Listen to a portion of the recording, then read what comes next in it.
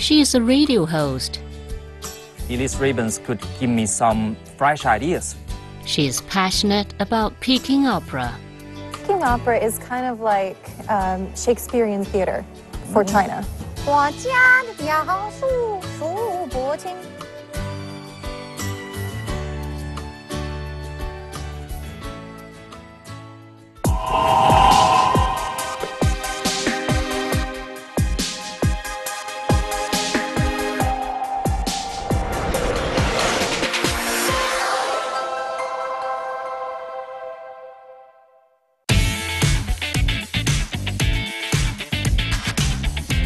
My name is Elise Ribbons, and I'm from America.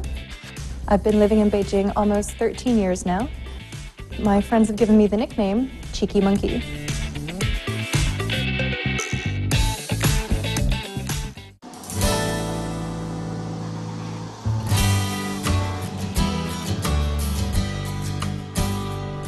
Today, Elise is arriving early at the headquarters of China Radio International.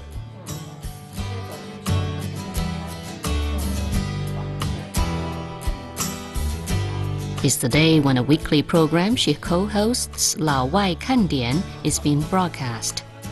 The title translates as Foreigners' Views, and she was chosen to host it because of her fluency in Chinese and her keen interest in the cultural diversity between China and Western countries.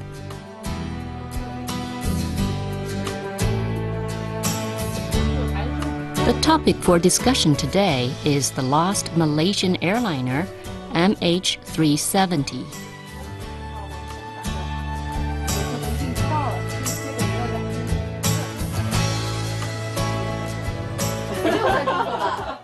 I've been doing this program 老外看点 for about 5 years now.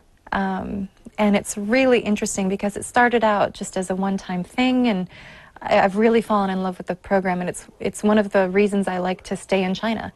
Because every time I come and do a show, I get to learn about these other perspectives from my other co-hosts. We've got a co-host from China and a co-host from France or from Serbia or from Russia, and it's always mind-blowing because you come into it thinking you have different opinions, you're different cultures, different peoples, but in the end of the day, we actually all have the same opinion. Because it doesn't matter if you were born in Beijing or born in New York, you're both people, you know? And it's always fun to kind of see where these cross-cultural mistakes and misunderstandings happen. You know, it's simple with language and with media, so it's fun to be part of this program and be able to communicate with a Chinese audience. Yi Yongjing is her Chinese co-host. Elise Ribbons, wow, what a strange name to me because I rarely call her Elise Ribbons, but her Chinese name Liu Suying. Well, I got to know her 5 years ago, and the biggest impression from her was her self-introduction. She said, "Oh, you can call me a monkey." I said, "Why? You're a beautiful lady." And she said, "Because I was born in the year of monkey." So I finally realized that she was very interested in Chinese zodiacs and Chinese culture. And she was very passionate, very energetic. So usually we record these radio shows for 2 hours or even more. Sometimes I felt very exhausted, but she was still like a monkey, you know, jumping, sitting, and walking around in the room. So sometimes I could be influenced by her actions. You know, as a Chinese host, when I design the show or the topic, I always follow, or maybe I'm used to following a Chinese perspective or thoughts. But sometimes Elise Ribbons could give me some fresh ideas from another perspective, which we could never imagine in our Chinese people's minds. So that makes this show very different from other shows. So I think she's a very important person. She's my VIP in the room.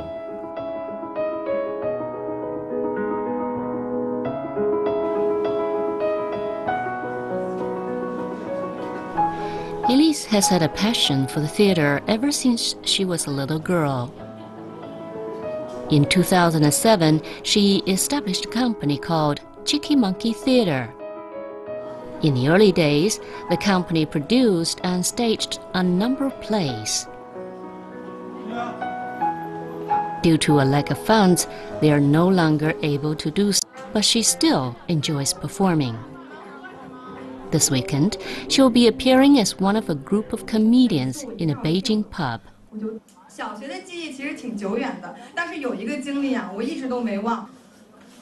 不知道大家小学的时候呀，女呢说好的托呢被骗了呀，绝对不忽悠你们。接下来呢，就让我们掌声有请柳素英。Hey everyone, how's it going? So I'm going to do it totally in English tonight. Is that okay?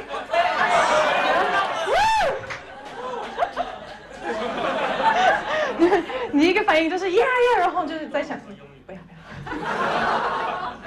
前2天我带一个金发美女的朋友去看病，给她介绍中医，特别是那个她就全身都疼了，都查不出来，所以我觉得中医比较靠谱这个。然后当然这朋友是金发的，但是我想应该也没关系哈。他就看了大夫都说，因为我帮他给他翻译，他就说看大夫我在这儿疼，我在这儿疼，看在这儿也疼。大夫看着他一眼，就把他手拿过来，哎，美女，你的手指骨折了。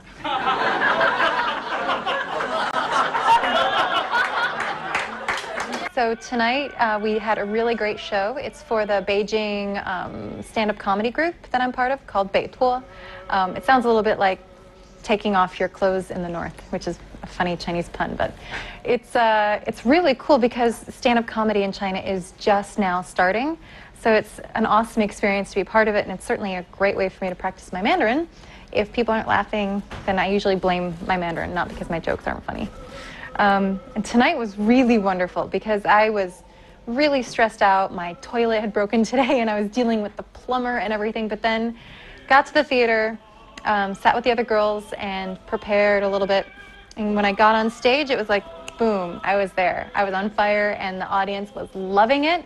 And even though, you know, we all do these shows for free, the payment really is in the, you know, that affection you get from the audience. You know, when they're clapping, when they're laughing, I mean, that's the best. People aren't comedians because of the money. They're comedians because we have this need to make people laugh. We really want other people to have joy in their lives, you know? So it was a really fulfilling show. I was a little bit worried before, but I'm feeling really good. I've done a lot of comedy and stand-up, you know, in English in New York and London and everything, but doing it in Chinese is always a little bit harder, especially because different styles of humor too. But I think I've finally kind of grasped on something that works. 别人朋友说我们要找一个英文老师，什么什么，能不能给我们介绍？我说你要一个美国人，或者你要一个标准的老外。然后我太傻，对，你们都安静下来了。The applause and laughter remind her of the days when she was directing stage plays. So tonight, one of the best things is that it gives me a chance to go back up on stage without having to make a lot of behind-the-scenes effort. Because with Cheeky Monkey Theater, when we were producing a play, you have a whole bunch of things you have to do. I mean, you have censors. I mean, there's no censors tonight. I mean, I couldn't say anything too out there, but certainly I didn't have to get a script pre-approved, you know? I didn't have to have every single actor, performer, producer, whatever, have their IDs approved as well, you know? So being able to just show up and go on stage and have an audience love me, it's wonderful. It's one of the reasons I started doing improv with Cheeky Monkey as well. And certainly one of the, you know, the highlights of this weekend for me.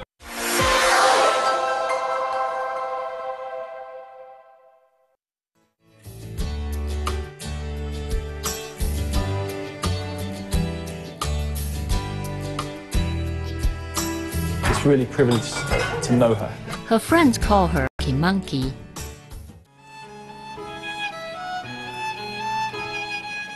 Elise has a very busy schedule. When she feels the need for some inner peace, she turns to yoga. Because my life is so chaotic, you know, I fly all over China, sometimes all over the world for work. So one of the ways that I find an inner peace is I do yoga every day. And it helps me to remain calm in the face of all of this chaos. My life in Beijing is very chaotic. You know, it's different every day. There's no normal day for Elise. But it's always a lot of fun, and I don't really have an opportunity to feel lonely. But when I do look for a lover or a partner in life, this person can't be someone that doesn't understand me. You know, they need to understand both American culture and Chinese culture. So, you know, I couldn't date an American who doesn't understand Chinese, and I couldn't date a Chinese guy who doesn't understand America.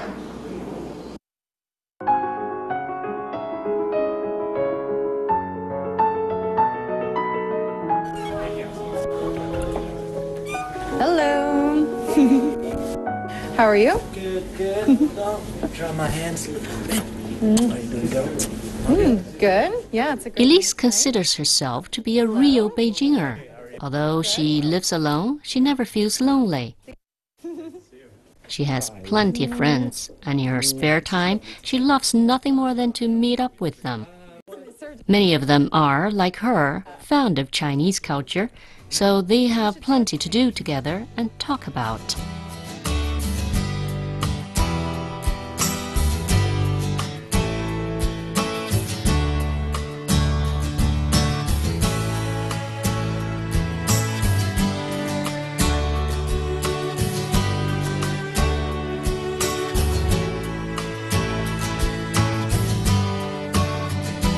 So this is one of my favorite places in Beijing. It's one of my typical haunts called Cuju. So it's named after the traditional Chinese soccer, you know, but it's a Hutong sports bar. My very good friend, Bader, who I've known for many years here in Beijing, he is the founder, the owner, the creator of this place, and he's also an amazing gourmand and connoisseur. So it's got some of the highest quality drinks in Beijing, which is very nice, and it's got amazing food. And tonight I'm joined by two of my friends.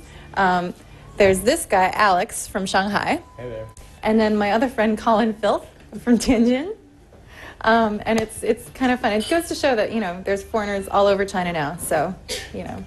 Redeeming quality. My family around is Now you do, but don't use it. Elise, I met her in Tianjin. I was working on Tianjin International TV channel, and Elise was also there. She was presenting, and the show was a spring festival show about horses. And we spoke about horses in Chinese for, I don't know, probably about an hour. Very interesting. She's a wonderful girl. She speaks such good Chinese. She has such a good understanding of China and Chinese culture, and it's really privileged to know her. Elise has been an influential person in my experience here in Beijing. I met her almost a year ago, and we've gotten to go deeper into our kind of discussions on China, and she has a very interesting perspective on Chinese culture, and her ability to communicate and know the people is quite amazing for someone who's only been here for maybe 13 years. Perfect.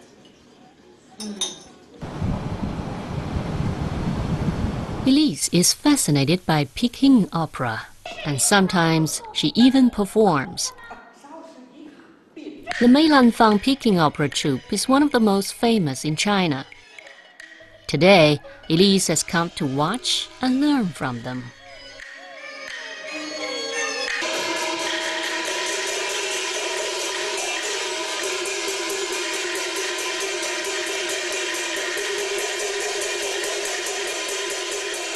So Meilanfang here is one of the heroes of Chinese Peking opera. Today we just saw one of his son's students performing a very famous piece from Mu Guiying.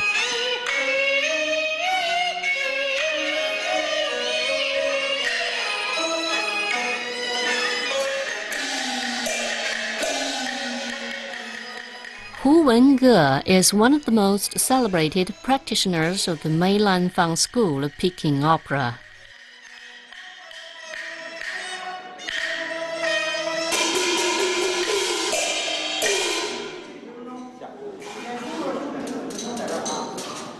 My teacher is Song Danju 老师。宋老师。对，所以就是我本来就是我是学导演的，但是后来我是也学了一点表演，因为看他年龄这么大，他还可以表演，我觉得那我有可能性可以，比如说你应该几岁开始学戏剧12岁。12岁，你看我30岁开始学戏剧。因为京剧它不像别的艺术，没有功夫是不行的，他非常吃功夫。对，告小聪明当然是可以帮助你在人物啊，在各方面，但是有提升，但是它起不了决定性的作用。对，所以我正好从小就学舞蹈，所以宋老师经常让我做的一些的动作跟中国人可能不做，因为我能做得很流利，那我就做这个，不做中国人能做得很流利了。挺好的。肢体语言那么丰富的眼神那个语言特别丰富。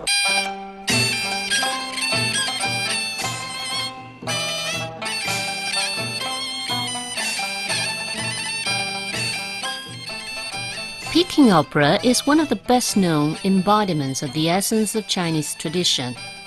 For Elise, it represents a window on China and the country's culture.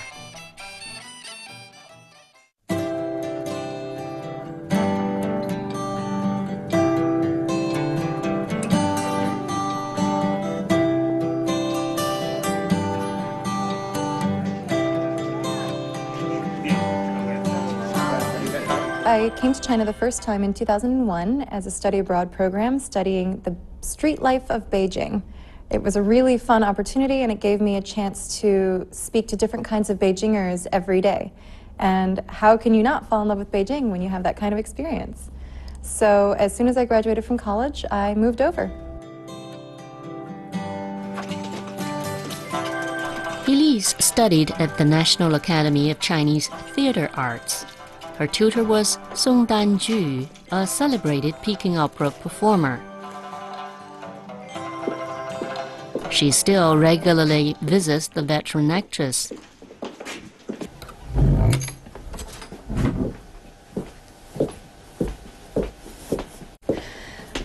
Hello, Song 老师，太久没见。你好，不好意思，今天打扰你了。没事。你拿这脸找这手，找这手一点，就比这样好看一点。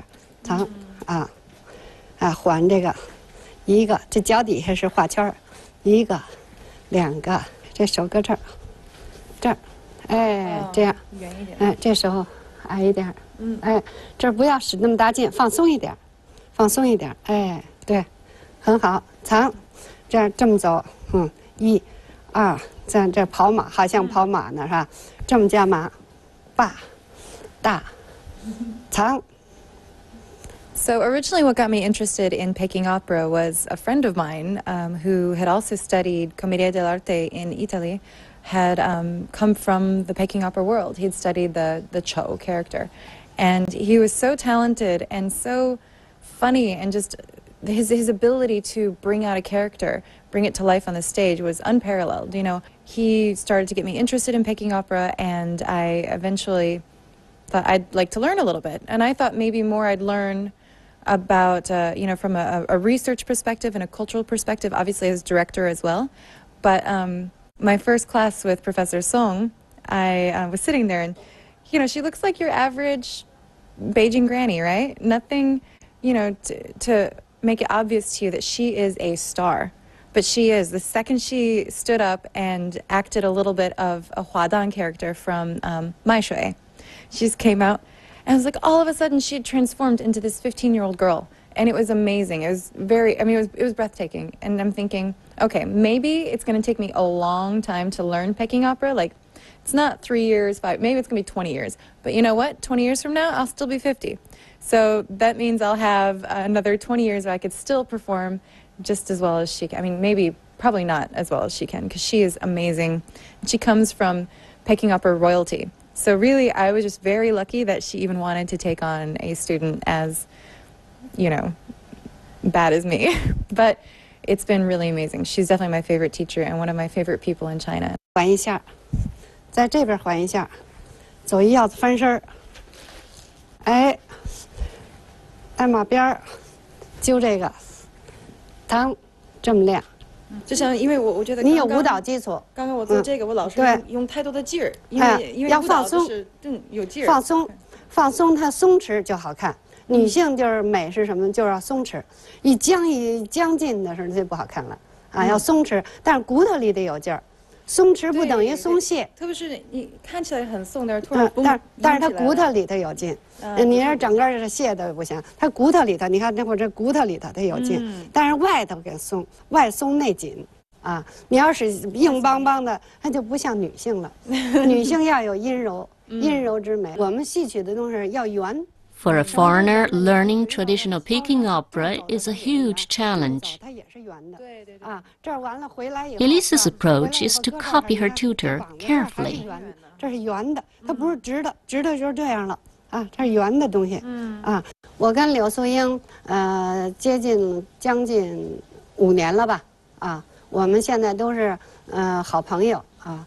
她也经常跟我这儿到我这四合院来。我们就是一块切磋技艺，他很聪明，啊，学习也很认真，他来到我这儿呢，也经常聊聊天啊，学把子啊，我们的舞台上刀枪什么的，马鞭啊，学唐马，学唱念。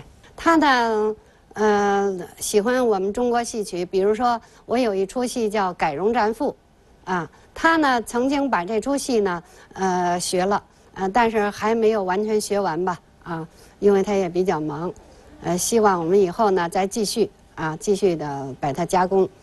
他在这上头呢下了很大的本钱。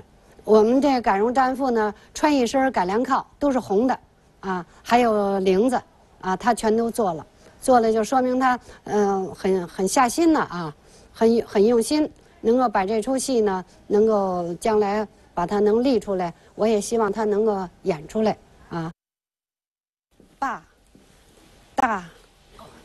长。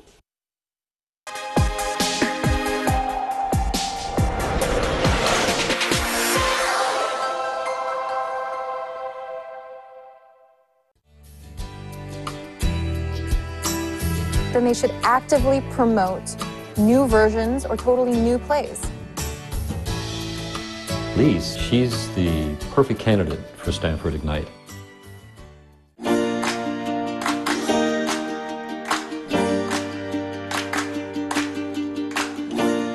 I'm here today to do a CCTV show, and I'm going to be discussing Peking opera and why I think the government should be supporting Peking opera more than they're supporting this new sort of imported Western opera.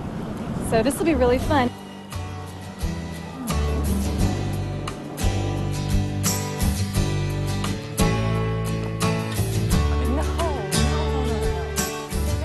How would you describe Peking opera, Elise?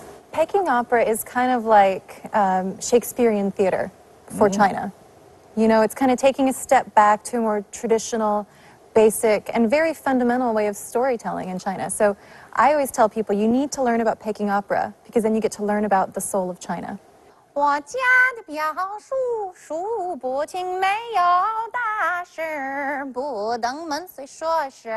It's rare for a foreigner, even one living in China, to be so passionate about Peking opera.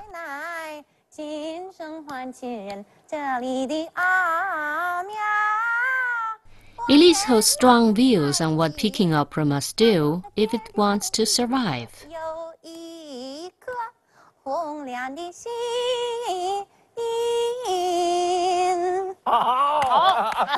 A lot of research. You wrote a thesis. So how do we modernize? How do we keep Peking opera? I really think that they should divide it into two separate things. They should preserve traditional Peking operas, of course, but then they should actively promote new versions or totally new plays.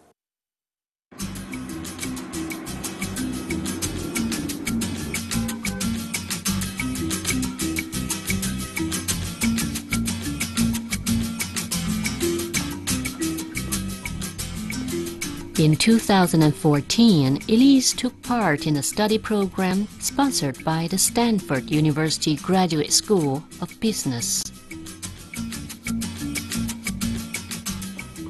So one of the things that drew me to this program was that it's about innovation and it's about doing business but with a different frame of mind. So I came to a presentation and I thought, why not apply? And I thought, you know, all of the other people applying were business people. They were CEOs, they were project managers, startup managers, and then there was me. the Peking Opera student. Because of my different perspective, because of my Peking Opera training, I have a very different set of assumptions regarding China. Different even from many Chinese people. Gay Li. Do you guys know what Gay Li means? Oh yeah? See? Good. She's cool. Gay Li literally means giving power. Each participant was encouraged to put forward an innovative business concept. Elise came up with an idea for a mobile app which combines games and charity. Gamify the social donation experience and really Gay Li. When I came into this program, we had to come up with a business idea. And I thought, you know what? There's an untapped market in China for charitable donations. You know, I've obviously worked a lot with charities and done different projects and programs, but I've always felt that there's this disconnect between the average Chinese person, you know, middle-class Chinese person, and Chinese people in need, knowing that Chinese morals are actually much stronger than current society reflects. I thought, you know, let's try this. And so I came up with the Gay Li Giving business idea. And it's a platform to gamify charitable donations. So people go in and they play the game and they inadvertently also donate money. And then they tell their friends they've donated money. And then their friends tell friends. And it becomes a viral thing. And people get to all work together. You know, so all of the little people together donating a small amount of money can actually make a big difference. Stanford University Graduate School of Business runs a program called Stanford Ignite. The program's run at Stanford for many years now and recently has gone overseas, including here in Beijing, where we're running it for the first time. The purpose of Stanford Ignite is to identify young people who have great ideas and are passionate about taking their ideas and changing the world with them, but who have no business background or experience. So the purpose of Stanford Ignite is to help these young people learn how to wrap a business around their idea so they can really go out and like I said, change the world.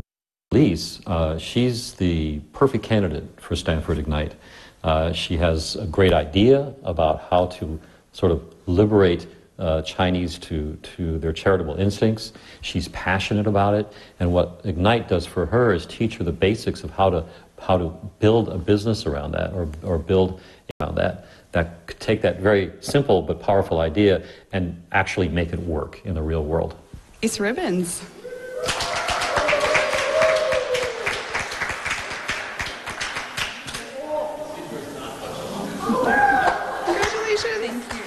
Successfully completing the program has opened up new opportunities for Elise as a businesswoman. For this chicken monkey, nothing, it seems, is impossible. Oh,